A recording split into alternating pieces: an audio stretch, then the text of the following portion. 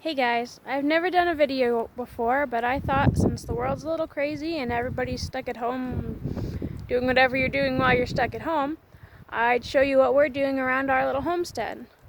Patton's in construction, so he's an essential worker, so he's not home at the moment, he's at work. But I'm home with my 3 little critters, and 2 of which are sleeping and 1 is watching Dinosaur Train. So I thought I would show you a little bit of what we've been doing.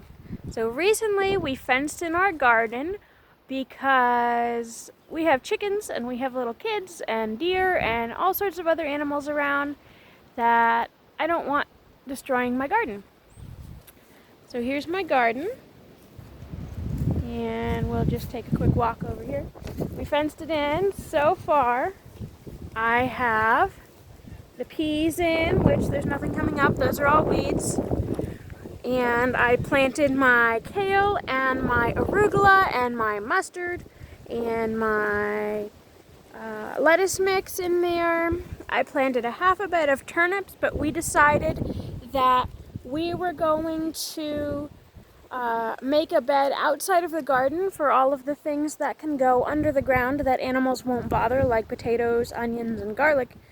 And that frees up so much more room inside my garden. So I'm going to be extending that turnip bed. But over here this morning, I did plant 110 onions, both red and yellow and white. And I planted 58 garlic. I know you can't really plant very well in spring with garlic, but the grocery store actually, ironically, had the type of garlic that I've always wanted and is usually out of stock. And so I thought for 79 cents a bulb, I'd give it a try. And if it doesn't go too well because it's spring, I will just replant it again in the fall. And if it doesn't work at all, I was not a lot of money.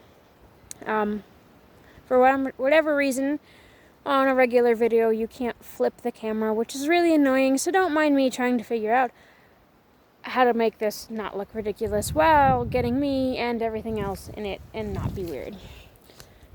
So there is all my garlic and onions. Believe it or not, that is 110 onions, and that is 58 garlic cloves. Doesn't look like much, but they're in there, and they don't have to be too far apart. Now over there, I don't know if you can really see down there. There's not much to see in the first place. But we have some grapevines down there, and we just planted a couple of rhubarb, and we tried some elderberry. We're seeing if that's still alive after the winter. And we tried some hops, but those died because we live in Zone 5 and it's not exactly a hoppy place, and maybe we just didn't do it right either. But we tried it just because, and it was a hop flop. Let's just put it that way. So I'll take you over here to my herb garden, which is, well, they're both kind of special to me. But this is my herb garden. Over here, Patton and I built this nice rock wall here, which we plan to extend down around the driveway. Let's see. We found this nice rock that made for a perfect step. And in here I've got some phlox and flowering vinca just to go over, hopefully, the rock wall. And there's some tulips and stuff and some other things. I'm not entirely sure what they are, but my mother-in-law planted lots of bulbs in here. This was my basil last year, and I'm not sure that it's going to come back this year. I might have to replant it, which is a bummer because we love pesto, and I really wanted to try making pesto. This is my sage here, which is coming back pretty well down there at the bottom. And chives. The chives are a little sad looking because my children know that they're allowed to eat the chives in my garden, which means my 2-year-old goes over and plucks entire handfuls of it. And the plant is getting a little brutalized. But they're chives, and there's plenty of them. This here is my bee balm, which is pretty exciting. There's lots of medicinal purposes for that. This is my rosemary, and I'm not sure it survived the winter. But we'll see if it comes back. It hasn't been the greatest spring for growing things. And here I have some mint coming back up. Those little green things and the purple stems down there, they run all over the place.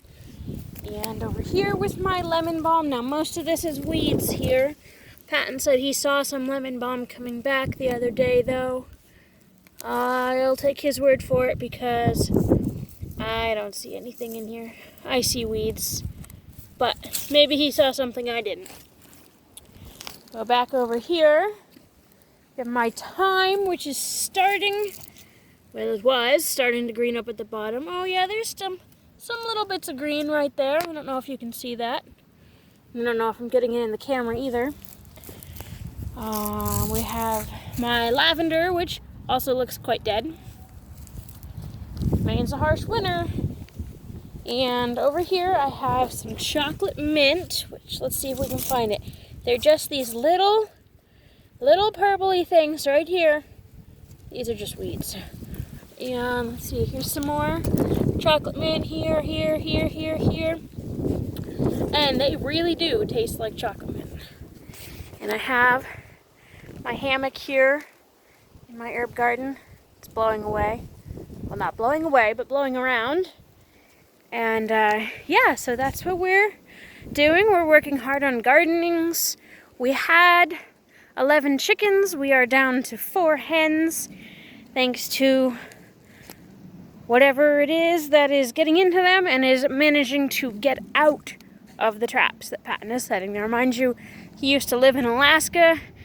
Dave and him, Dave is my father-in-law, they've done quite a lot of trapping in Alaska, and so he knows what he's doing, and somehow whatever this is getting out of the traps, which is pretty ridiculous. Let's see here. We have my magnificent house over there that's coming along quite nicely. Patton gets almost all the credit because I can only do so much. In the past several years, I've been too busy in some form of tiny people, pregnant or just had them, and not much help physically working on things. You can see next to the house are the solar panels over there. We have 6 panels and I think 8 batteries.